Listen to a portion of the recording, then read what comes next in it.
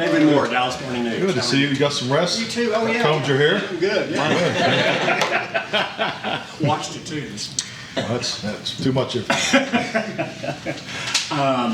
When you're talking about, tailoring kind of your practices to what the depth chart is, but along with that, a guy like Guyton and BB who are transitioning to different positions here. Do you build time into these practices for them to work on that, or is that all off on their own and not part of this? Yeah, that's more on their own with the position coach. I think like today, we'll transition more into we're going to practice in helmets today where we didn't yesterday.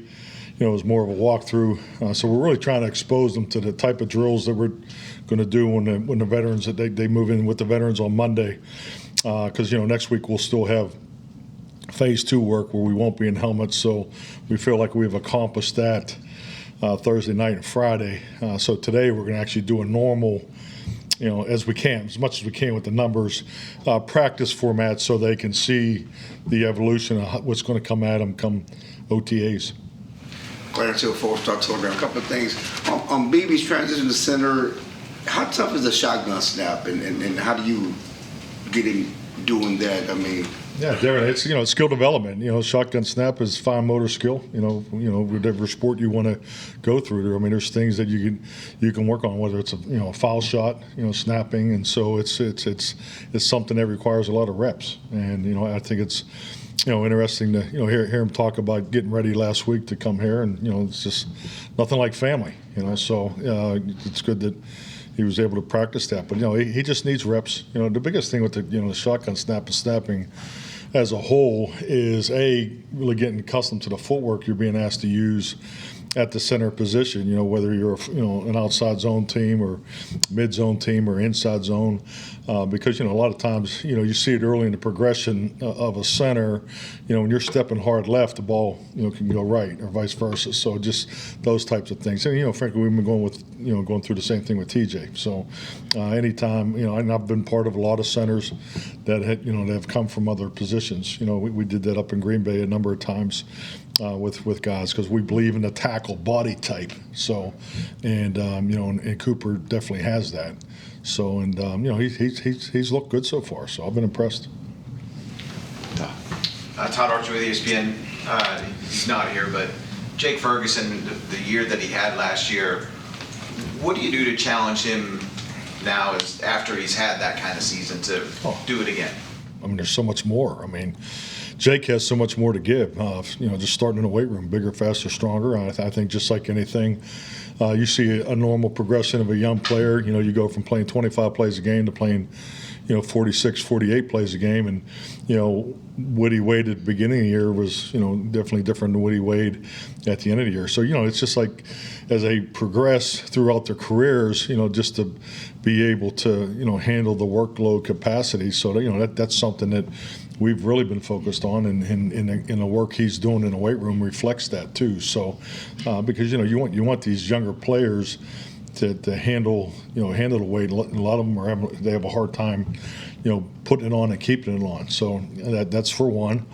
And I think clearly if you look at him from year 1 to 2, he was, there's a lot of things that he did in the run game, and which he benefited from with the reps in the action pass game. So to continue to build off of that, and and then I thought he did a really nice job in the drop back phase of it too. So just keep expanding his roles, giving him more opportunities. But yeah, he's got a lot of room for growth. You think you'll see more attention from defenses this year with what he did? Hope not. No, I hope not. No, but I think that's part of it. Yes, definitely. I just think if just use CD. Look at CD's path. He's there weren't too many games where coverage wasn't tilted towards him, or situational football that he was doubled. So they can only double two players. So that's that just do the mathematics of it. So it's definitely something that we look at and make sure they're prepared for that. John Machota with The Athletic. What's it like having Ezekiel Elliott back in the building, and what are your expectations for him? Well, number one, it's probably as natural of a transition that you'll ever see. He walked in, and he has that unbelievable smile, and it's just like he never left. So huge personality in the locker room. So I know that was like I said, it felt like he never left. But he definitely puts you on guard, because he's old school. He's an old school guy, and he'll go up and smack a 60-year-old man in the ass, and it hurts. So it's those kinds of things that you just enjoy him. Not that I enjoy getting smacked in the ass, but just enjoy his personality and having him back in the building and things like that. But no, he's. But some things have changed too for him. The protection system's different. So he has some new learning, and he's been here. But it's been great to have Zeke back. And then, are your expectations that he can still be the guy he was before when he was here? I don't think that's fair. What do you mean? The guy carried the ball more than anybody in the history of football in the first couple of years. That's not going to be his role. We're running back by committee.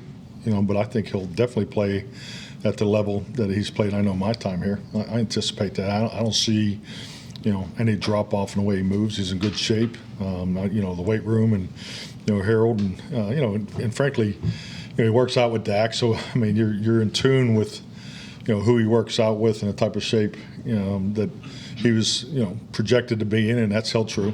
He's come in here and is, like I said, it's like he picked up right where he left off. Calvin Watkins, Dallas Williams. Have you ever had a running back by committee before? Oh, absolutely. I have more experience with that. I think it's really the times that we're in. I grew up in the feature running back. You go back to Kansas City with Marcus Allen, and then I had Ricky Williams, in New Orleans, and then we had Ricky and Deuce McAllister. So those guys went to more premier. Frank Gore, I had him as a rookie. So 17 games, a lot of football. It's a big role for those guys, and I think just like anything. And hey, don't get me wrong, they'd all like to carry it like the old days and have those touches, but you want those guys fresh at the most important time of the year. So that's all part of planning and how you look at the projections of play time. Is it harder, because the rules have changed, is it harder to get offensive linemen going now because you're not in pads and that kind of thing in comparison to maybe 2005? Definitely. I think if of all the positions in football, the offensive line is cheated with this off-season program structure. I go back 10 years ago at least, on the Madden coaches committee, and there was never, ever one meeting where Coach Madden would not say, because he'd always refer to Andy, because Andy Reid, was a former offensive lineman, and he'd be like, Andy, how can we help these guys out? It's not even fair. Can we put them in boxing class, or what can we, what do they do in the off season and the restrictions in the training camp? So they really don't get to do the things that are necessary for offensive linemen to develop until you get through the ramp up stage in training camp. So I think it's it's why it's important, and you see these guys work together in the off season. I love it that we're in a place where not only our offensive linemen work out together here and across the street, but there's other linemen from there could be 40, 50 guys over there. So that part of it, as far as gaining knowledge and experience from others, and so they're able to grow that way. But from the functional training components of being in pads, feeling the speed of the stunts, and because stunts in games and the talent of the defensive line, in my opinion, as a whole, is the depth is as deep as I've ever seen it. And just look at our division. If you don't have 4 or 5 number 1 picks on your D line, then you're probably behind the times a little bit. Just you look at the value and market value of what is put into the defensive lines in our league. It's a big challenge, and so those offensive linemen always, that's why training camp is just so important for those guys. It's important for everybody, but that padded work is critical. Saad Yusuf, The Athletic. Mike, Cooper yesterday talked about the mental part of the transition to center as well, and how do you, especially with his predecessor not being in the building who had experience in the system, how do you kind of work with him on that to get all the pre-snap checks and all that kind of stuff down? Well, I mean, all these young men have, like I said, they've made a huge first impression, and I'm excited to see them, finish it today with this practice, and then we have some, rookie orientation programs here in the afternoon for them. And then obviously, they got to get ready for Mother's Day, and then that'll be tomorrow, and then they'll be in with the vets on Monday. But they've done a really good job in the preliminary work as far as the Zoom calls and things like that. But it's just like anything, can they apply it to the team drills? And Cooper's looked very, very good over the ball. His communication has been excellent. He's got that, that shit-eating grin, that you like to see. He's not we're walk through, but he's a good communicator. It's definitely not too big for him at all. So, but Monday's a threshold. This is the first threshold. You see what they know. Can they apply it in a controlled environment? That's a second threshold, and the third one will be, okay, now what's it look like when they get in there with the vets? So, but yeah, so far so good. What's the process of that? Is it film work? Is it having the quarterback also be with you and kind of identify what he's seeing on the defensive front? How does that process work? Work? It's all of the above, and that's why we do a lot of interactive, meeting time with each position. So yes, they have the ability to work on their own at night, and those guys have been doing that. So it's like I said, I've been very, very impressed with this group, and I told him this morning, I said, every year you feel like, hey, you guys are the best group we ever had. And I would be very comfortable saying that to him. But I did tell him, I said, I have never seen one better. And so I do appreciate the amount of work that they did before they got here, because it has shown up here this weekend. All the position flex that you have on the offensive line. Great questions. What's going on here? Yeah, it's abuse.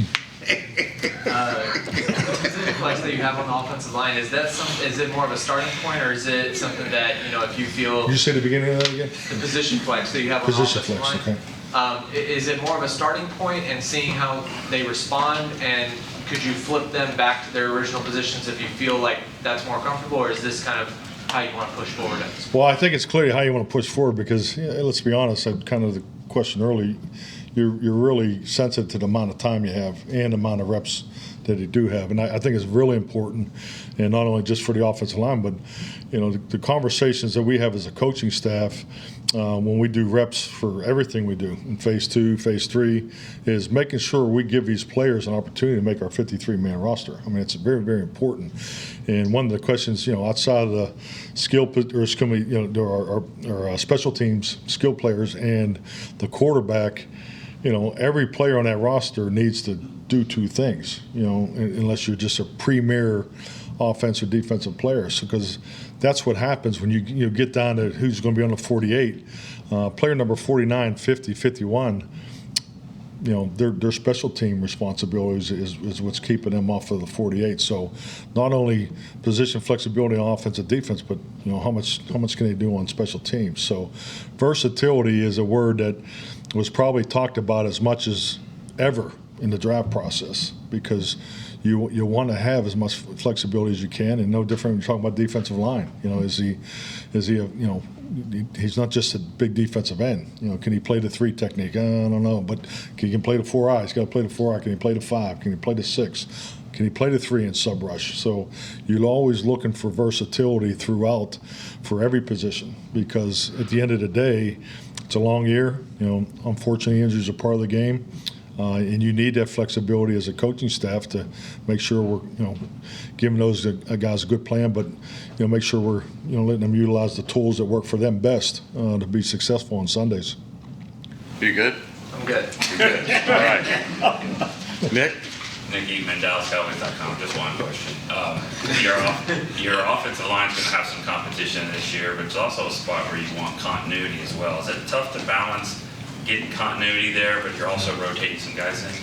I know. I had to answer that question every spring, every training camp, and the goal was always, and I know particularly as a young head coach, because you did it that way as an offensive coordinator, it's like, God, I got to get those 5 guys. How much time can we get those 5 guys together? And frankly, maybe maybe set it a little too early because you were more focused on getting 5 playing together, and you didn't really let the right tackle battle play out long enough, or the left guard battle play out. But times have changed, in my opinion. So you would love to see 5 offensive linemen start every game, and because it directly reflects history. Will tell you it definitely leads right into how many wins you have as a football team. History will tell you that. It's an analytic study that has gone on, I know, for decades. But look at the Eagles. I don't, those guys had a hell of a run of an offensive line playing together, every single week. But it's tough. Just look at our last 4 years. So we've been on the other side of the spectrum. So that goes back to the versatility. I just think you have to prepare that way, and that's just the reality of it. Because when you do have versatility, if you can make those decisions early in the week on a Monday, Tuesday, in a 7-game in-season schedule, you have a really good chance to make sure the guys are ready to go win on Sunday. But if you're dealing with that on versatility challenges on a Friday or a Saturday, guys get hurt or something happens later in the weekend, then it's tough. Because just do the math. Because if you're working at 2 positions all the time, or instead of 1 position, then now you got to plug in on a Friday. It's a bigger challenge for the guys. Christy. Christy Scales, Cowboys Radio on Fan. Going back to the bottom of the roster guys and their contributions on special teams, will the NFL rule change on kickoffs possibly affect some of those decisions in that it's closer contact and it's not sprinting down the field? So in terms of like body types and size. Absolutely, I think the key, the answer in your question is body types. I mean, what body types are the teams going to use? That's what the special team coaches are. That's what they're kicking around right now. That's what they're working through. That's what, those are the conversations on, the special teams wise you're having in a draft room during a draft process, because it's definitely, because it's new and everybody has good ideas, and I think it's going to be exciting. But the body type strategy is going to be critical to me to the success of the coverage and in the blocking units on the kickoff phase. But on the newness part of it, and will it stick around? Is that something it could affect this year, or you've got to wait and see if it's going to stick around? You mean the rule change? Yeah, because it is a dramatic change. I know we've really fast-paced this and put it in without a trial and error phase, which is the norm. But gosh, I'd be shocked if it wasn't successful. Now, unfortunately, the success of it could be some teams may be on the other side of it, but it was needed. I just think it was such a wasted play. So, just in the numbers alone, I mean, it was 2010, it was 80% returns, 20% kickoffs, and then last year it was 20% returns, 80% touchbacks. So, that's a tremendous flip in action and activity, and the excitement of the play. So, I think that will be back. And I think if we can get it, frankly, if we can just get it to 55% return, I think that in itself would be. Because, hey, this game's about big plays. You can't win in the National Football League if you don't make big plays. Offense, defense, and now special teams. So now you put the big play opportunity into special teams, and that, it's more exciting for the fans. But to me, it fits into the fiber of what pro football is. I mean, you have to make big plays in this league to be successful. That's the facts. It's been like that forever. So, and I think as we've watched it the last 2 decades, particularly last decade, with the rule changes and the amount of space that's been created in our game, it's that itself leads to more big plays. So, I think the kickoff's going to be very successful. I'd be shocked if it wasn't. We're running out of time, but Okay. David. Yeah. Have you had a chance to look at the tape and analyze Micah's sumo wrestling techniques? Absolutely, sure did. And The young man was 17 years old. he was young. And also a guy like Micah, a guy like Evan, players now have more opportunities to do those sort of things in the off season than maybe ever before. How much contact do you have with him? Because obviously he still has an obligation to the team and his continuing to perform. Oh, no, we've been in touch. We talked about the technique of the experience that he had over there. So that was, but hey, I mean, think about it. Those are once in a lifetime opportunities. So I think any of our guys that have those type of opportunities to broaden their horizons. I mean, I'd be the first one to tell them to go. Last one. Okay. Just talking about working with Zimmer for the first time, and what's that been like, and also how much is his scheme going to help you improve with your run defense, especially because of the inexperience you have at tackle? Yeah, I mean, it's going to be more technique change than anything as far as when we talk about the run defense, focus. But yes, I mean, I've always had a lot of respect, for Mike from across the field. Frankly, actually, we served together. I talked about the Madden Coaches Committee earlier. We were both on that together, so got to know him some there. So, no, it's been great to have him here. I know the family part for him has been huge. So it's, I think that's really cool. But yeah, the defensive staff, I think they've clearly found their groove. The first couple of weeks, just like different when I first came here with the language change. Language change is always the toughest thing, especially for older coaches, because you're used to saying it a certain way. But it's it's his language, and everybody's been adjusting to that, and so players included. So it's been good. And the scheme can make that much of a difference with run defense. Well, I think technique, body types, all those things are you really got to focus on. But yeah, our technique emphasis is going to be different than what we've done in the past. Okay. All right, thank you. Thank you.